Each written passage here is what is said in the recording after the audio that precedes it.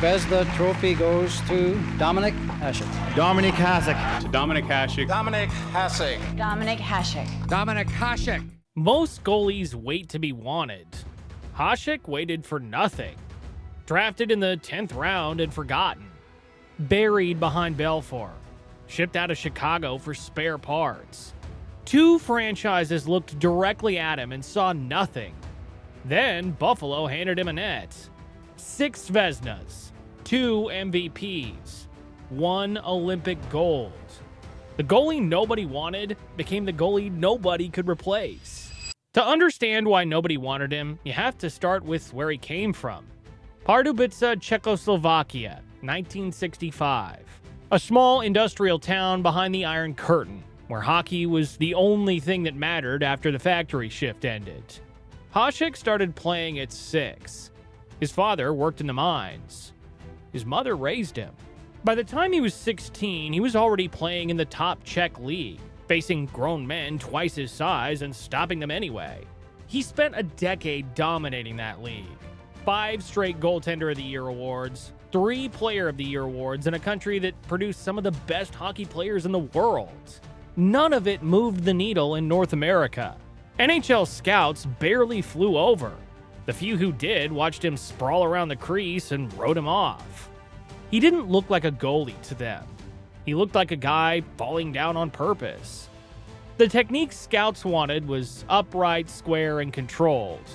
The Czech League had been tracking save percentage on him for years. The NHL didn't even officially track the stat yet. Chicago took him in 1983. 10th round, pick 199. The kind of pick you make because you've already drafted the guys you actually want and you're filling out a sheet. There's no record of anyone in the Blackhawks front office expecting him to ever come over. Hasek himself didn't know he'd been drafted for weeks. He was 18, on tour with his club team in France, browsing a newsstand with a teammate who happened to speak English. His friend found his own name in the hockey news.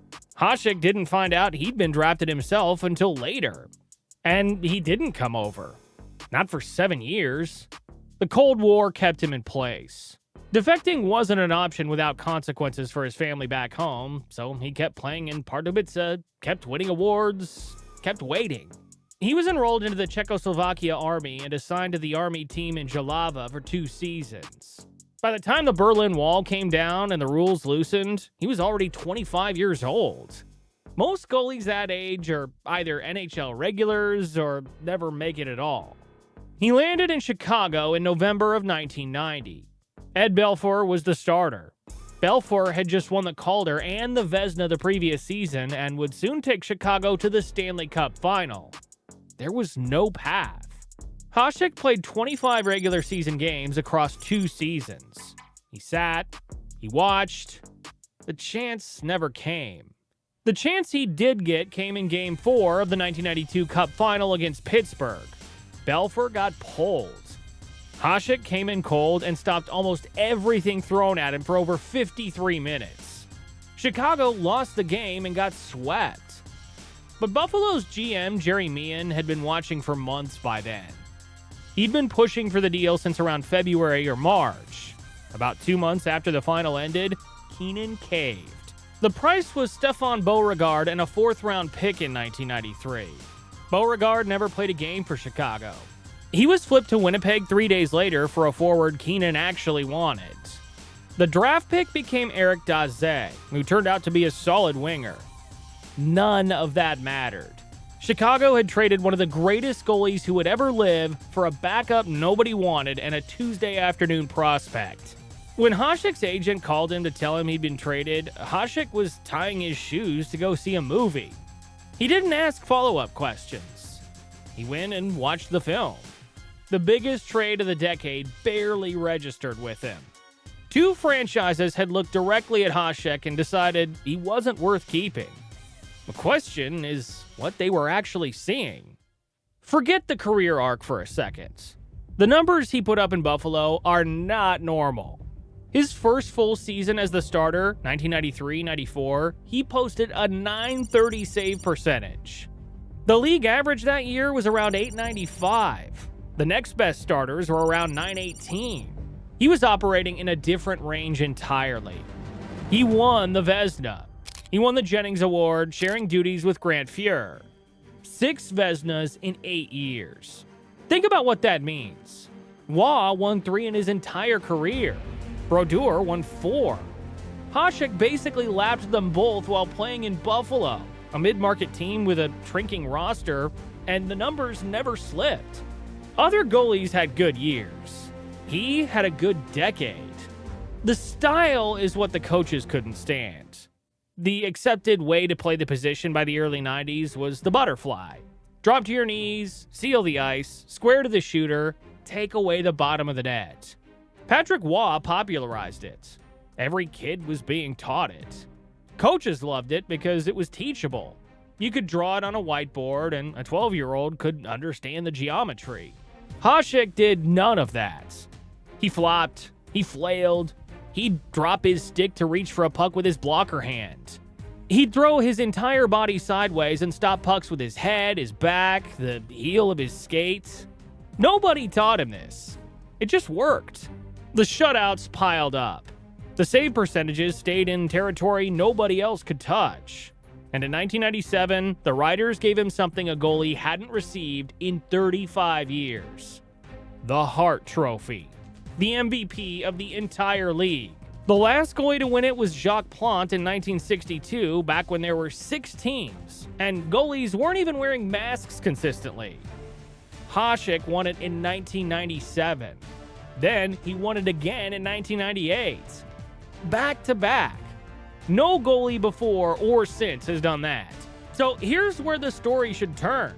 Best goalie on the planet, 2-time MVP, the guy you build the next decade around. Instead, Buffalo started taking trade calls. The friction in Buffalo leaked into the press for years. Coach Ted Nolan and Hasek didn't get along, and the relationship deteriorated publicly over the 1996-97 season. Hasek wanted Nolan gone. The team's other star, Pat LaFontaine, was closer to Nolan. Management eventually parted ways with both Nolan and LaFontaine. There was an incident in the 1997 playoffs where Hasek physically attacked Buffalo News columnist Jim Kelly after a Game 5 loss to Ottawa. Reporters describe him tearing Kelly's shirt and shoving him. He was suspended for 3 playoff games and fined $10,000. Then came February 1998. Nagano. The first Olympics with full NHL participation. Canada brought what was supposed to be the best team ever assembled. The US brought its best. The Russians had Bure, Fedorov, and McGillney. The Czechs had Jaromir Jagr, a thin supporting cast, and Hasek. He posted a .97 goals against average across the tournament. The semifinals against Canada went to a shootout after Trevor Linden tied it late in the third. Hasek stopped Theo Fleury, Ray Bourque, Joe Nieuwendyk, Eric Lindros, and Brendan Shanahan in order. 5 for 5. Canada didn't score a single shootout goal. Wayne Gretzky never got off the bench. In the gold medal game against Russia, he made 20 saves on 20 shots. Czech Republic 1, Russia 0. The Czechs had never won Olympic gold before. They haven't won it since. He came back to Buffalo and won his second straight Hart Trophy. The next season, 1999, he took the Sabres to the Stanley Cup Final. They lost in 6 games to Dallas on a goal that probably shouldn't have counted. Brett Hull's skate clearly in the crease before the puck crossed the line. The league refused to overturn the call, citing that Hull was in continuous possession of the puck. Buffalo never recovered emotionally from that series. The next 2 seasons were a slow erosion. A groin injury cost him most of 1999-2000. He talked openly about retirement and wanting out. The team kept making the playoffs and losing early. By the end of 2001, Hasek told GM Darcy Regier he wasn't coming back at any price. 1 more year somewhere else, or retirement. The Sabres weren't trading him because they didn't want him anymore. They were trading him because he made them. The pattern across his career starts to make sense at this point. Every front office that handled Hasek wasn't really evaluating whether he could stop pucks. That part was obvious by 1994. They were evaluating whether they could control him, whether he'd keep his mouth shut about coaching decisions, whether he'd be a normal employee. He wouldn't. June 30th, 2001. Detroit gave up Slava Kozlov, a first-round pick in 2002, and future considerations. Buffalo lets the best goalie alive walk for that return. Ken Holland and Scotty Bowman didn't care about manageability. They had Yzerman, Lidstrom, Chelios, Fedorov, Shanahan, Brett Hull, and Igor Larionov. They didn't need him to fit a system. They needed him to stop pucks behind the one that was already the best in hockey. That's what he did. 41 wins. Detroit took the President's Trophy. Then in the playoffs, 23 starts, 16 wins, 6 shutouts, a 1.86 goals against average. The 6 shutouts in one postseason were an NHL record at the time.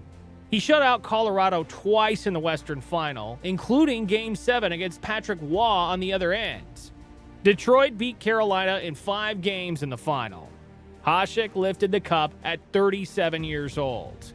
He retired that summer, came back the next year and got hurt. Came back again with Ottawa at 40 and posted a 2.09 goals against average and .925 save percentage. Went back to Detroit. Won another cup as the backup in 2008. He played professionally until he was 46, finally hanging it up after a stint in the KHL. The math is what makes the Buffalo years hurt. He won his 6 Vezinas there, both MVPs, the best hockey of any goalie of his generation. The team made the final once. They never got back. Pat LaFontaine got traded. Mike Pekka got traded. The roster around him kept getting cheaper while ownership cycled through financial trouble that eventually ended in bankruptcy. The prime of one of the 3 or 4 best goalies who ever lived was spent on a team that couldn't or wouldn't build around him. The thing to take from this isn't about hockey.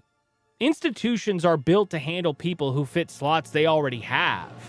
If you don't fit one, they'll spend years trying to make you fit. And when you don't, they'll get rid of you. It doesn't matter how good you are at the job. The job is never just the job. It's also being someone the institution knows how to file. Hasek refused to be filed. He played goalie a way nobody had played it before, and nobody has played it since.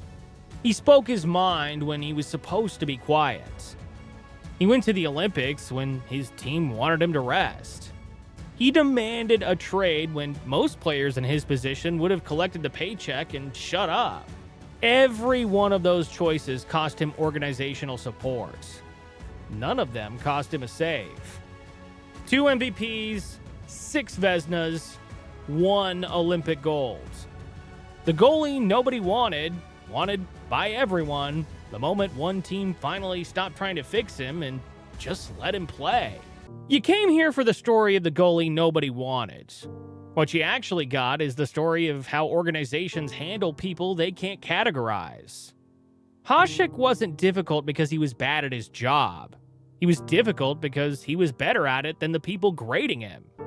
That's a pattern worth watching for. It shows up everywhere, in every industry, every team, every workplace where the people in charge confuse compliance with quality. If this one hits, hit the super thanks below. Then subscribe, because the next one builds directly on this. Different sport, same lesson, and you won't want to walk into it cold.